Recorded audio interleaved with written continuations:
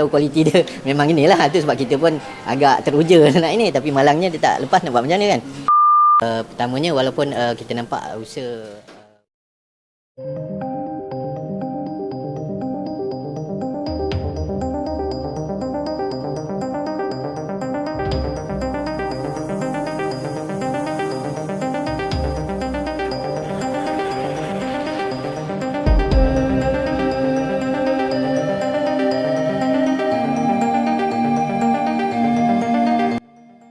Buntut sponsor kabur, hadiah Piala AFF disebut cuma Rp50 juta, Malaysia protes dan ancam boikot. Bayangkan sebuah turnamen sepak bola yang selama bertahun-tahun menjadi panggung utama persaingan negara-negara Asia Tenggara, stadion penuh, jutaan pasang mata menonton, sponsor memasang iklan, dan federasi berharap mendapatkan keuntungan besar.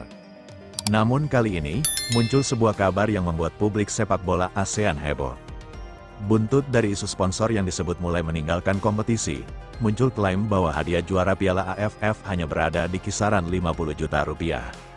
Angka yang jika dibandingkan dengan biaya perjalanan tim, akomodasi, bonus pemain, hingga persiapan berbulan-bulan, tentu terdengar sangat kecil.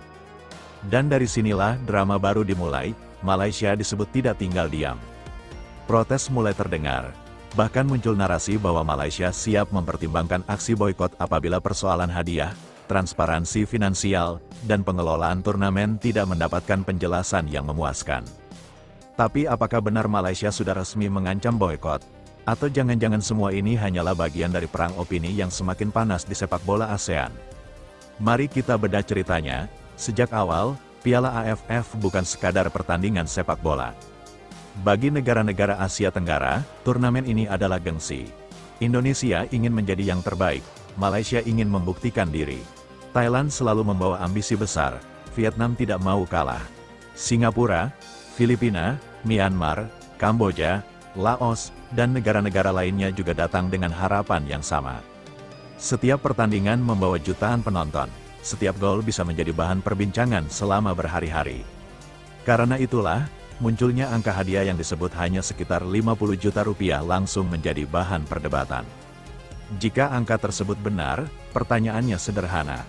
Kemana uang dari turnamen sebesar ini mengalir, apalagi sepak bola modern sudah berubah? Sponsor bukan lagi sekadar memasang logo di papan iklan. Sponsor ingin mendapatkan keuntungan. Mereka melihat jumlah penonton. Mereka melihat rating televisi. Mereka melihat engagement di media sosial. Mereka melihat penjualan tiket, merchandise, hak siar, hingga potensi pasar di masing-masing negara. Semakin besar perhatian publik, semakin besar pula nilai komersial sebuah kompetisi.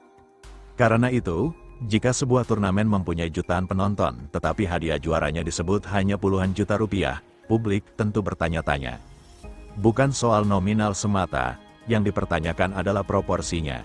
Tim harus mengeluarkan biaya besar untuk mengikuti kompetisi.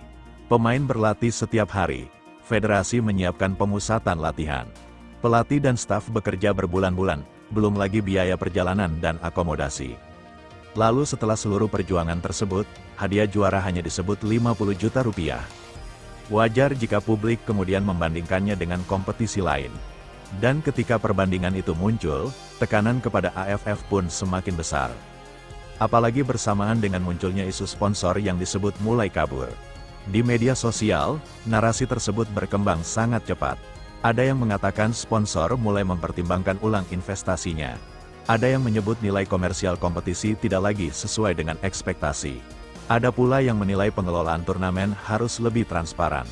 Namun perlu digarisbawahi, berbagai klaim tersebut tidak otomatis berarti seluruh sponsor benar-benar telah meninggalkan AFF. Informasi mengenai sponsor, kontrak komersial, dan nilai hak siar harus dibuktikan dengan pernyataan resmi. Disinilah persoalan menjadi menarik, karena ketika rumor bertemu dengan rivalitas sepak bola, satu kabar kecil bisa berubah menjadi badai besar. Malaysia pun disebut menjadi salah satu pihak yang paling keras mempertanyakan situasi tersebut. Bayangkan suasananya, jika sebuah negara mengeluarkan biaya besar untuk mengikuti turnamen, tentu mereka ingin mengetahui apa manfaat dan arah kompetisi tersebut. Apalagi jika hadiah yang diterima juara dianggap tidak sebanding dengan biaya dan gengsi turnamen. Maka muncul pertanyaan, apakah AFF harus melakukan evaluasi?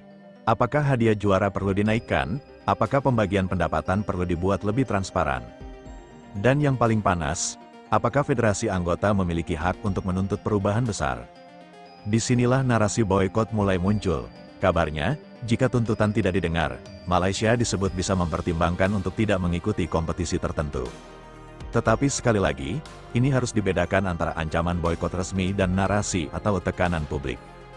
Tanpa pernyataan resmi dari FAM maupun AFF, kita tidak boleh langsung menyimpulkan bahwa Malaysia benar-benar telah mengambil keputusan untuk memboikot. Namun secara politik sepak bola, ancaman seperti ini tetap bisa menjadi tekanan besar. Karena AFF membutuhkan seluruh anggotanya. Tanpa negara-negara dengan basis supporter besar, nilai kompetisi otomatis ikut terpengaruh.